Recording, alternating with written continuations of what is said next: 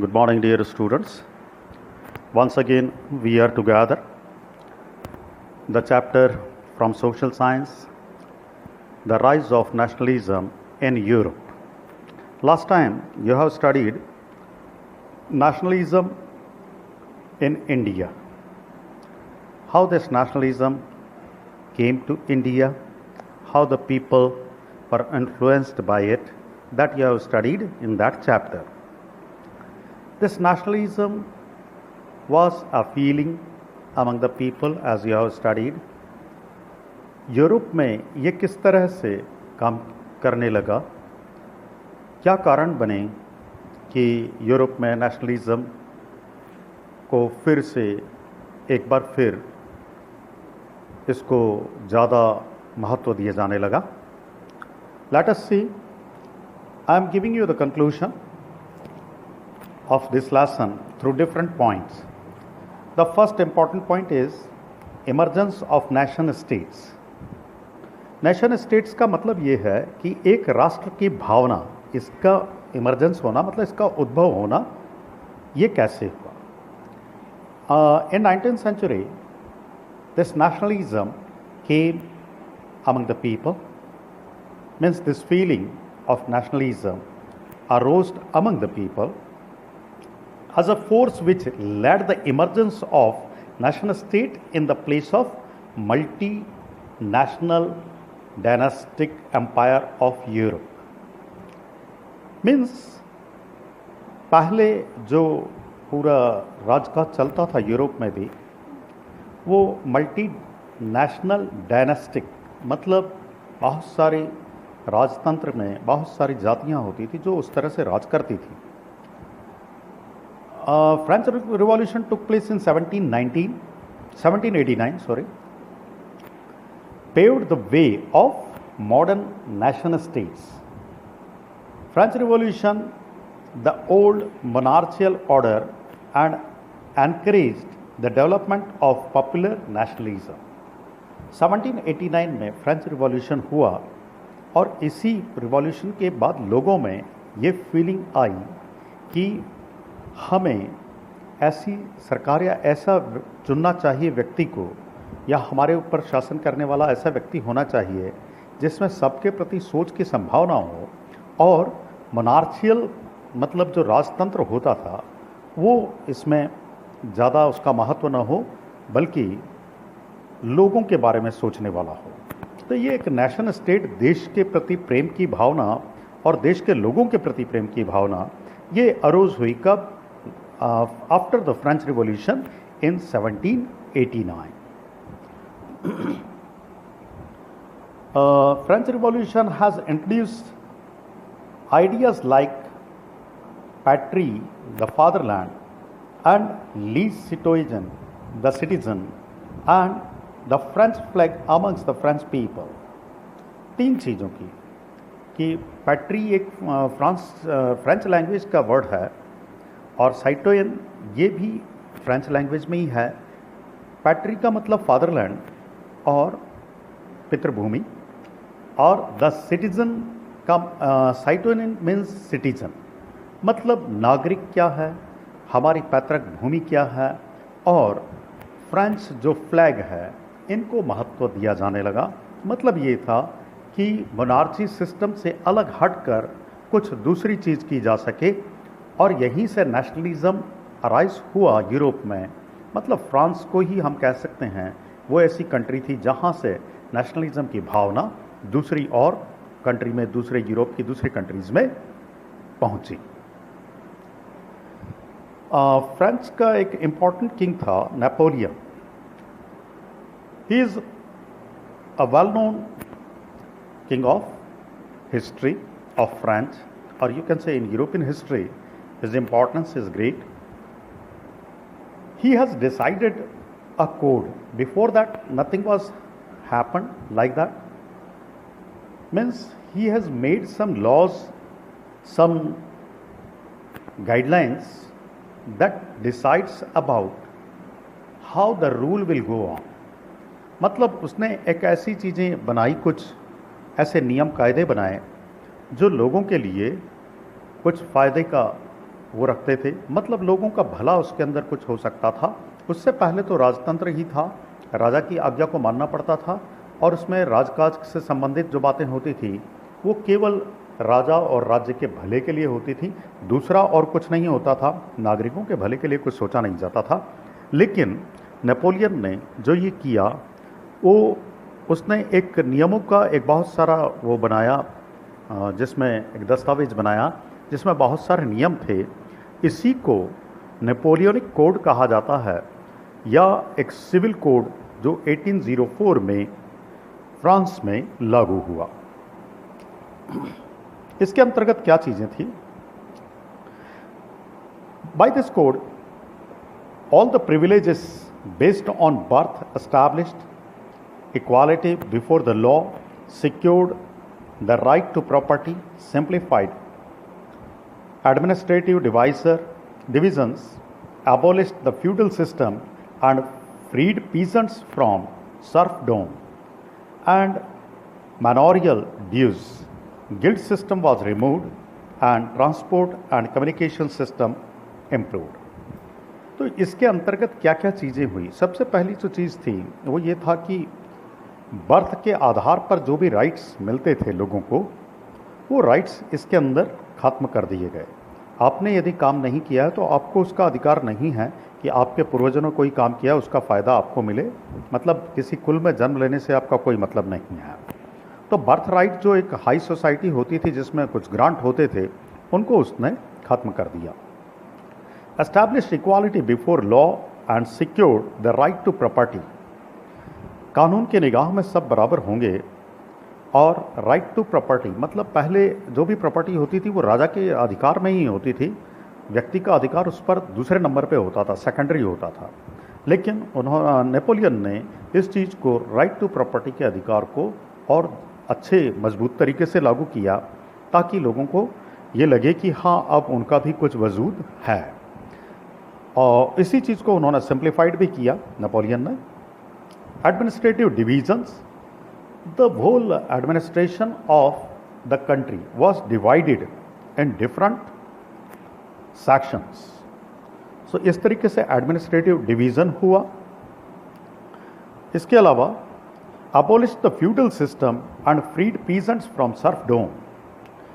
Feudal system क्या होता था? सामंतवाद, मतलब राजा के नीचे जो फ्यूड्स होते थे, मतलब जो बड़े अधिकारी होते थे जिनको एक पर्टिकुलर रीजन पर रेवेन्यू कलेक्ट करने का राइट होता था और वो उसमें ज़्यादा शोषण करते थे किसानों का, उनको ज़्यादा लेते थे और कुछ हिस्सा वो किंग को देते थे लेकिन बहुत सारा हिस्सा वो अपने पास रख लेते थे। तो ऐसी स्थिति जो थी उसको फ्यूडल सिस्टम कहा जाता है। मतलब राजा के अधिकारी वो काम करते थे पर वो एक अपने स्वतंत्र रूप में काम करने लग जाते थे और राजा को जो हिस्सा देना है वो तो देना ही है, लेकिन उससे ज़्यादा हिस्सा वो पीजेंट से वसूलते थे। सर्फडोम का मतलब यही है कि जो एक्सेस अमाउंट जो रेवेन्यू का होता था वो चुकाने में ही उनको बहुत परेशानी आती थी, किसानों को, पीजेंट्स को। तो ये जो सर्फडोम का सिस्टम था जिसमें ये फ्यूड्स इकट्ठा करते थे रेवेन्यू और कुछ हिस्सा किंग को और काफ़ी हिस्सा अपने पास ऐसा रखते थे, ये सिस्टम होता था। इसको उसने अबॉलिश किया, मतलब समाप्त कर दिया। और मैनोरियल ड्यूज से मतलब यही है कि जो कुछ बकाया किसी के ऊपर रह गया है उसके पूर्वजों का, तो वो भी उसके माथे रख दिया जाता था और वो उससे वसूलने के लिए उससे कई गुना ज़्यादा काम उससे लिया जाता था। तो इस तरीके से आप देखते हैं कि ये सिस्टम जो थे नेपोलियनिक कोड में इस तरह से ये उन्होंने रिमूव किए। Yes, I was telling you about the Napoleonic Code, and one more thing was remaining, that guild system was removed. What was guild?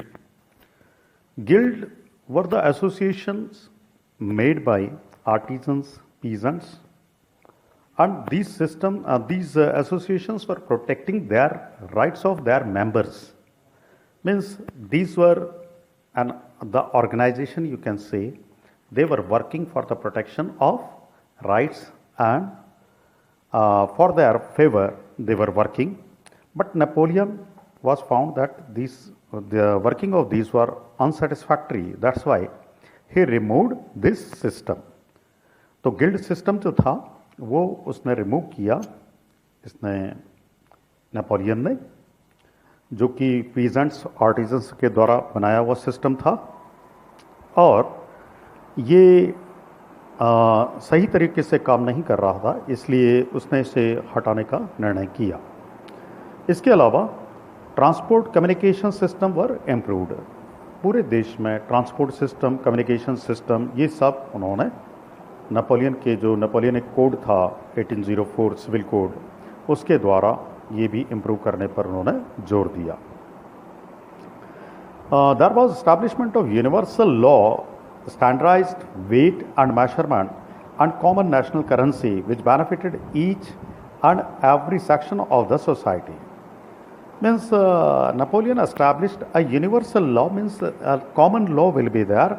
There is no provision of separate laws that for rich it is different and for poor it is different. It was not.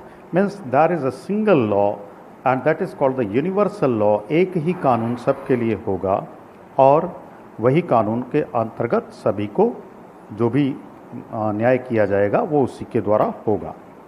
इसके अलावा wait और मैशर्स का भी standardisation किया कि जैसे 1 kg है तो उसमें जितनी मात्रा आनी चाहिए वो निश्चित रहे, या 1 मीटर है तो लंबाई चौड़ाई जो भी नापनी है उनके लिए जो यूनिट्स होती हैं उनका एक स्टैंडर्डाइजेशन किया।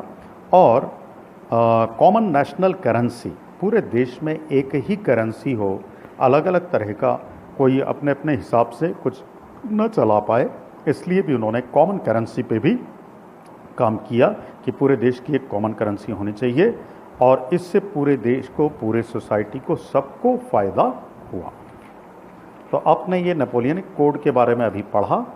अब मैं आपको बताना चाहूँगा क्या making of nationalism in Europe. ये जो मैं आपको पॉइंट इसमें मैंने इस पर लिखे हुए हैं उन्हीं को मैं क्लियर करता जा रहा हूँ, and these are the summary of this lesson. तो making of nationalism in Europe.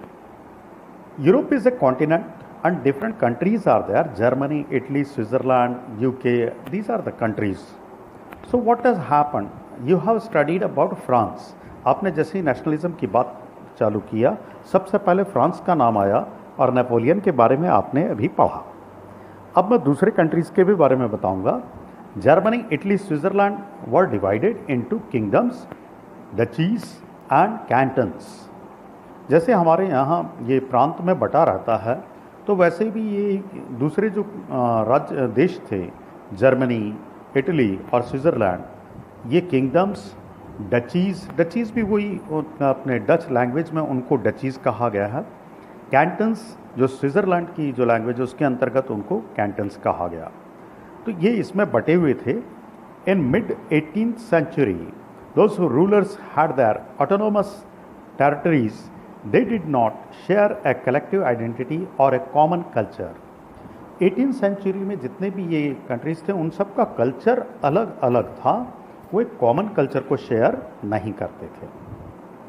Some important factors led to the rise of nationalism in Europe. Europe में नेशनलिज्म राइज होने के कुछ कॉमन फैक्टर्स हैं that I am going to discuss with you. The rise of new middle class. ये जैसे ही जो भी revolutions type के होने लगे उसमें एक मिडिल क्लास इमर्ज होकर आई, और वो एक ऐसी क्लास थी जो न तो बहुत नीचे तबके से थी और न ही बहुत ऊंचे वालों में से। जो एक मध्यम इनकम कमाने वाले थे, वो जो लोग थे उनका एक ग्रुप जो आया वो कहलाया मिडिल क्लास। तो एक मिडिल क्लास पीपल्स का एक बड़ा ग्रुप सामने आया। The spread of ideology of liberalism, और साथ ही साथ the people started to follow this, that liberalism is needed, means the kingdoms must be liberal to its citizens. लोगों के प्रति उनका रवैया लिबरल होना चाहिए, ऐसी आइडियोलॉजी लोगों में आई। the new spirit of conservation and treaty of Vienna. New spirit of conservation, इसके अंदर एक चीज़ हो रहा है कि जो हमारे राइट्स हैं, जो हमारा कल्चर है, उस सबको सुरक्षित किया जाए, ऐसी भावना को कहा गया स्पिरिट ऑफ कंजर्वेटिज्म। मतलब पुरानी चीज़ें, पुराने रीति रिवाज जो हैं वो सब सुरक्षित किए जाएं, इनको कंजर्वेटिज्म बोला गया। और जब हम ट्रीटी ऑफ वियना पढ़ेंगे तब उसके अंदर हम इसके बारे में और जानकारी लेंगे। द राइज ऑफ रिवॉल्यूशनरीज, साथ ही साथ रिवॉल्यूशनरीज जो थे उनका भी बहुत ज़्यादा उद्भव हुआ, मतलब जो रिवॉल्यूशंस थे वो ज़्यादा बढ़ गए, इसके बारे में भी आप पढ़ेंगे। Next topic is the making of nationalism that you have study, meaning of liberalism, liberal nationalism. Nationalism तो था, लेकिन लिबर्टी के साथ इस चीज़ को कैसे स्टडी किया जाता है ये आपको इसमें देखना है कि what liberal factors were there in the nationalism rise in Europe. Ideas of national unity in early 19th century Europe were closely related to the ideology of liberalism. For the new middle class, the liberalism stood for freedom for the individual and equality of all before the law. Liberalism का एक aspect आपको दिखता है कि liberal मतलब थोड़ा सा mild होना, स्वतंत्र होना, सबके लिए स्वतंत्रता का सम्मान किया जा सके, इस भावना को कहा गया लिबरलिज्म। तो मिडिल क्लास जो उभर कर आया था उसके अंदर ये भावना ज़्यादा थी कि सबके लिए एक जैसा ही हो, कानून एक जैसा हो, सबके अधिकार एक जैसे हों। तो equality before law was the important factor that comes through liberal nationalism. तो लिबरल नेशनलिज्म क्या था? वो यही था कि all the persons are equal in the eyes of law, there must be a universal law and the right of everybody should be taken care. In France, the right to vote and to get elected was granted exclusively to property owning person. France में vote देने का अधिकार जिनके पास properties होती थी ऐसे व्यक्तियों को ही था। मतलब मिडिल क्लास लोगों को ये राइट नहीं था, जो लैंडलॉर्ड और इस टाइप के लोग होते थे उन्हीं के पास ये राइट था। तो man without properties and women were excluded from this right. In the economic sphere, liberalism stood for the freedom of market and the abolition of state imposed restrictions on the movement of goods and Capitals. Liberalism में एक तो ये कि right of every individual should be taken care. Another thing, the peoples, those who were having the property, they were having only the right to cast vote. So this must be given to everyone. Even the women were excluded, मतलब woman को तो ये अधिकार था ही नहीं। साथ ही साथ liberalism में इकोनॉमिक स्फीयर में क्या देखा जाता था? that the freedom of market and abolition of state imposed restriction, जो प्रतिबंध देश में लगाए जाते थे व्यापार पर और इस पर, वो सब हटने चाहिए। वो रेस्ट्रिक्शंस मतलब प्रतिबंध सब हटने चाहिए ताकि व्यापार आसान हो सके, ऐसी सोच थी। Movement of goods and capital, एक प्रांत से दूसरे प्रांत तक गुड्स और कैपिटल को ले जाने का जो होता था वो भी उसको आसान बनाया जाए, उस पर अलग अलग जगह पर टैक्स न लगाए जाएं, ये ऐसा सोच था। लिबरल नेशनलिज्म के अंतर्गत ये सारी चीज़ें आती थी। ये मैं आपको बता रहा हूँ, these are the conditions of year 1834। Custom unions और jewelleries were formed which abolished tariff barriers and reduced the number of currencies from over 30 to 2। Custom unions और ज्वेलरीज वर फॉर्म। ज्वेलरीज मतलब ऐसे सिस्टम बनाए गए जहाँ पर ये इन चीज़ों को आसान किया जा सके, ट्रेड और जो टैक्सेस हो गए थे उनको सही किया जा सके। टैरिफ सिस्टम्स जो थे उनको एबोलिश किया, मतलब स्टेट का भी टैक्स, सिटी का भी टैक्स, ऐसे जो टैक्सेस बढ़ जाते थे वो सब टैरिफ बैरियर्स इनके द्वारा हटाए गए। इन ऑर्गेनाइजेशन जिनका नाम था कस्टम यूनियन हम कह सकते हैं, या उनको उनकी भाषा में ज्वेलरीन कहा जाता था।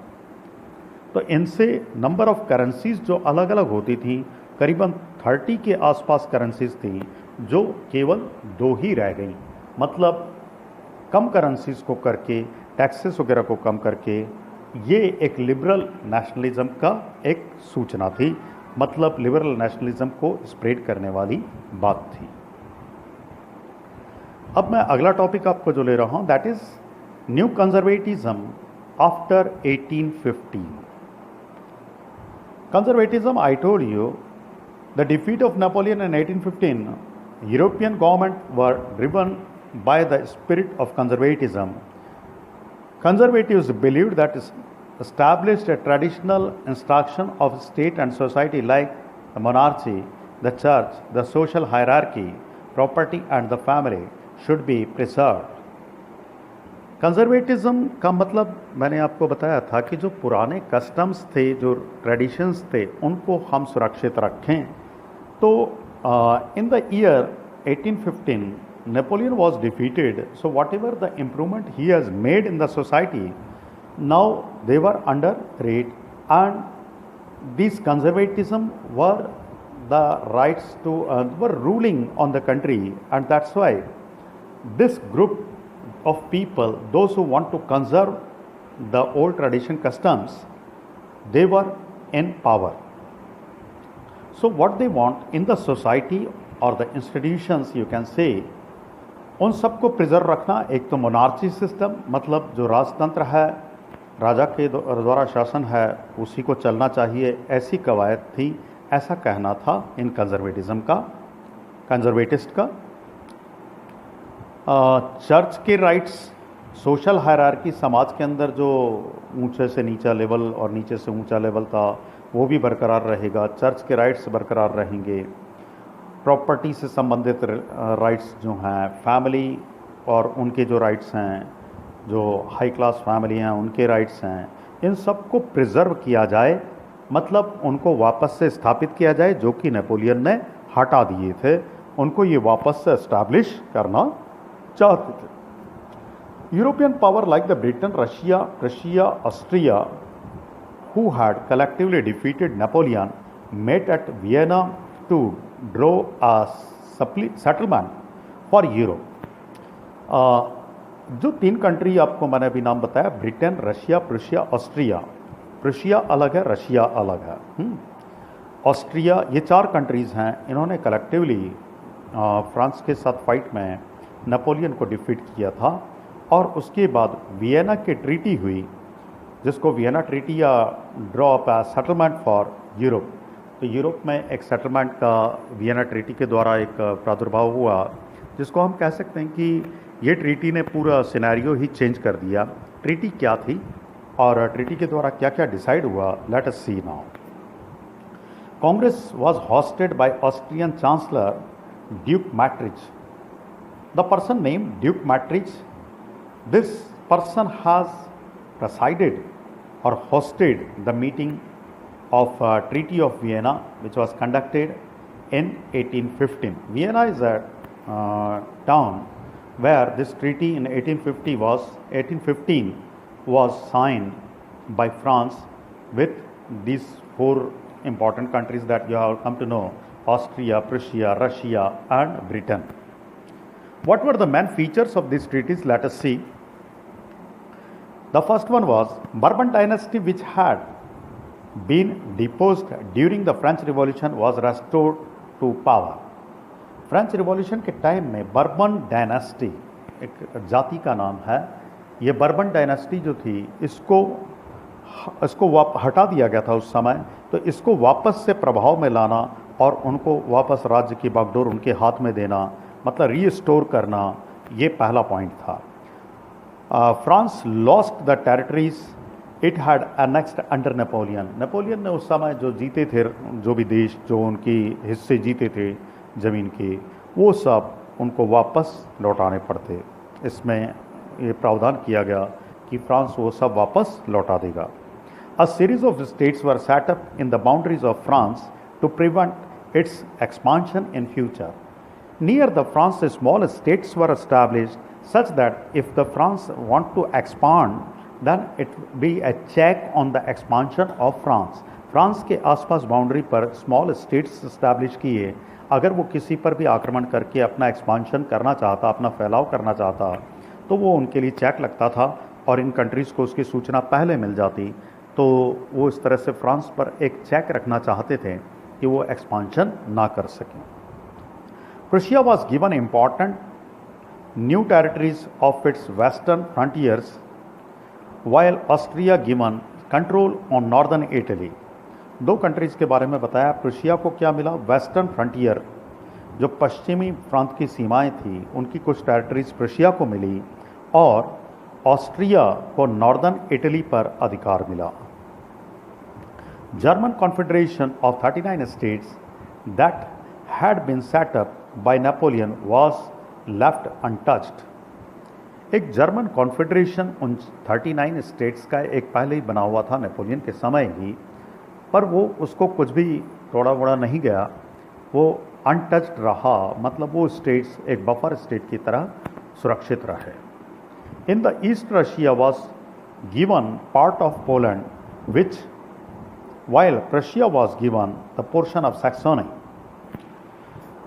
ईस्ट में, इन द ईस्ट, रशिया को मिला पोलैंड का हिस्सा, पार्ट ऑफ पोलैंड, और Prussia was given the portion of Saxony. Saxony France का एक प्रोविंस था जो प्रुशिया के अधिकार में आ गया। तो इस तरह से आप देखते हैं कि ट्रीटी ऑफ वियना जो हुई उसके अंदर फ्रांस को बहुत ही नुकसान उठाना पड़ा। This treaty was signed in 1815 after the defeat of Napoleon, and the four countries, Prussia, Russia, Austria, and one more was there, Britain, in countries ने मिल करके फ्रांस के जो भी हिस्से जीते हुए थे उनको आपस में बांटा, जो मैंने अभी आपको बताया। बर्बन डायनेस्टी को उसका अधिकार वापस से मिल गया राज्य करने का, और बहुत सारे प्रांत जो थे, नॉर्थ फ्रंटियर जो थे, वो रशिया को मिले, फ्रांस को अधिकार नहीं रहा कि वो अपनी सीमाओं को बढ़ा सके, इसलिए उनके आसपास छोटे छोटे स्टेट सेटअप किए गए। 39 स्टेट्स जर्मन कॉन्फेडरेशन के नाम से फेमस थे, उनको अनटच्ड रखा गया, और रशिया को सैक्सोनी, जो फ्रांस का एक प्रांत था, वो मिला, और रशिया को ईस्टर्न एरिया में पोलैंड का काफ़ी हिस्सा वो उससे प्राप्त हुआ। So I think this is sufficient. This is the video's length is increasing. I think that I am leaving you one more point, the age of revolutions 1830 to 1848. Next time I will deal with this one. Till you come to know, please read the lesson once again. I have summarized the lesson. Lesson के अंदर क्या क्या चीज़ें थी उनको मैंने summary कर दिया है, और मैं उम्मीद करता हूँ आपने उनको ध्यान से सुना है। मैंने इस बार हिंदी और अंग्रेज़ी दोनों में इस चीज़ को किया है। आप उसको समझें, इसको बार बार सुनें, क्योंकि ये आपका पढ़ा हुआ नहीं है। यदि आप इसको बार बार करेंगे तो आपको ये दिमाग में रहेगा और उसका उत्तर भी आप लिख सकेंगे। So I hope whatever I have explain to you, you have understood it well. Next time we will meet again. Thank you very much. Thank you.